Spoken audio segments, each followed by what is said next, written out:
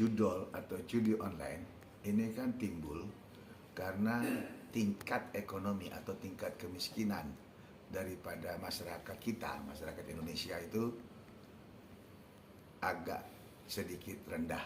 Ini pendapat, kan begitu ya. Nah, di sini ada semacam kesalahan daripada pemerintah itu sendiri, yaitu terkait masalah lapangan pekerjaan. Nah, sementara kebutuhan ekonomi daripada masyarakat itu sendiri itu kan sangat mendesak. Nah, karena permasalahan ekonomi tadi, makanya banyak masyarakat kita itu mengambil jalan pintas dengan cara adu nasib melalui judi online. Nah, kebenaran saat ini kan semua menggunakan HP. Artinya sudah zaman modern internet, di mana dengan adanya penggunaan HP, dia akan memudahkan untuk melakukan satu hal transaksi, baik itu kayak m-banking dan seterusnya tadi. Nah, judi online ini menawarkan satu kesempatan tanpa keluar kemana-mana, asal dia ada modal dan mampu membeli slot segala macam, akan mendapatkan hasil yang juga nih Bang, gimana mungkin? Kalau menengah atas, dia tidak akan pernah main judi online. Menengah atas, dia akan lari ke kasino. Karena kenapa?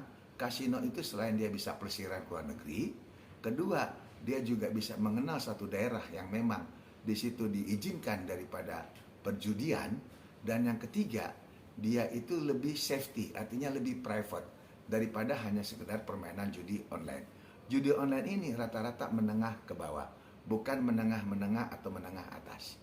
Kalaupun ada yang terkait masalah menengah atas, itu mungkin segelintir. Kesalahan tadi dari pemerintah dalam hal penegakan hukum, tebang pilih. Nah, karena adanya tebang pilih ini, seolah-olah pemerintah adanya satu pembiaran.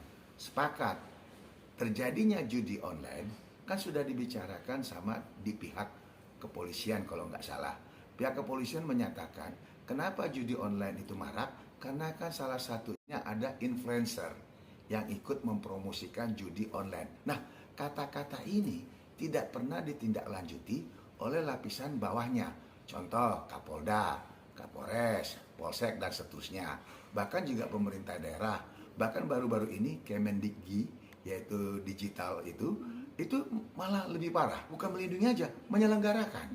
Nah, ini kan parah, di mana para karyawan di yang tadi Kemendikbud itu diduga mendapatkan hasil satu orang minimal 8,5 juta dan sekian. Nah, ini kan fenomena yang sangat-sangat buruk. Oleh sebab itu, karena kita sudah darurat judi online, nah, ayo kembali kepada pihak aparat hukum. Berani enggak, terutama tangkap dulu dong para influencer.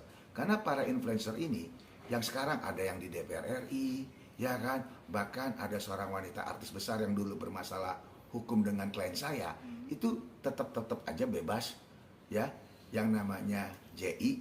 Nah, ini gimana fenomena ini? Padahal ada laporan masyarakat ke pihak Barreskrim terkait judi online ini, dan sudah ada banyaknya artis-artis diperiksa, tapi tidak ada satu orang pun ditetapkan sebagai tersangka. Malah tadi yang satbor malah itu ditangkap. Ini kan aneh, adanya tebang pilih daripada aparat hukum.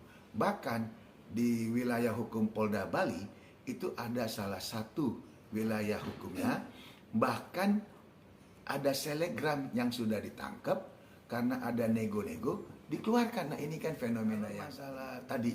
Aparat hukum harusnya jangan tebang pilih. Nah, kalau cuma hanya penangkapan itu saya rasa nggak terlalu sistematis. Karena kenapa? Dengan adanya semarak judi online, ini maka para pejabat, terutama PPATK sebenarnya. PPATK kalau ngebuka semua rekening yang memang bermasalah, artinya ada indikasi kepada judi online, kenapa nggak dibuka? Pasti semua miris, sangat miris. Karena polisi sudah menetapkan di si Gunawan Setbor itu sebagai tersangka, malah sekarang dibebasin dan dikasih menjadi duta judi. Nah, ini kan parah. Artinya apa? Kalau memang pemerintah malu-malu kucing, kalau pemerintah memang tidak secara konsisten untuk membasmi perjudian, terutama judi online, kenapa nggak dilegalkan aja itu yang namanya judi. Itu loh, saya sebagai praktisi hukum, sebagai orang hukum, sangat miris melihat fenomena seperti ini. Ada apa dan maksudnya bagaimana daripada orang-orang yang memang sudah terlibat pidana, sudah terlibat kriminalitas, malah dieluk-elukan, bahkan dianggap sebagai pujaan. Ini kan salah kaprah. Semuanya serba lupa. Nah, kalau memang demikian, besok, tanda kutip ya, ada misalnya seorang pengacara menggunakan ijazah palsu, ya, ditetapkan tersangka, lalu ditangkap dan dibebaskan lagi. Nanti dibilang, ini akan kita buat pengacara ijazah palsu sebagai duta. Kan ini parah fenomena kayak gini. Ini repot. Kalau seorang duta jelas harus bersih, artinya bobot, bebet, bibit. Satu, intelektualnya. Kedua, akademisnya. Ketiga, moral. Keempat, rohani. Artinya apa? Rohani ini pendidikan agama. Dan yang kelima, pintar, smart atau cerdas. Kalau yang pernah terlibat, untuk apa jadi duta? Penjahat adalah penjahat. Penjahat itu wajib di penjara atau wajib dihukum, bukan malah diluk-lukan. Pesannya bagi kita, terutama untuk masyarakat, aparat hukum, tolong, kita sudah darurat judi online. Karena menurut data kemarin terakhir yang dirilis oleh Menteri Koordinator Politik Hukum, kalau nggak salah ya, itu oknum TNI ada, oknum polisi ada, pejabat ada, bahkan lapisan bawah ada. Ini sudah miris. Nah, kita mohon kalau memang mau diberantas sesuai perintah daripada Presiden kita, ya diberantas tanpa ada istilahnya tebang pilih.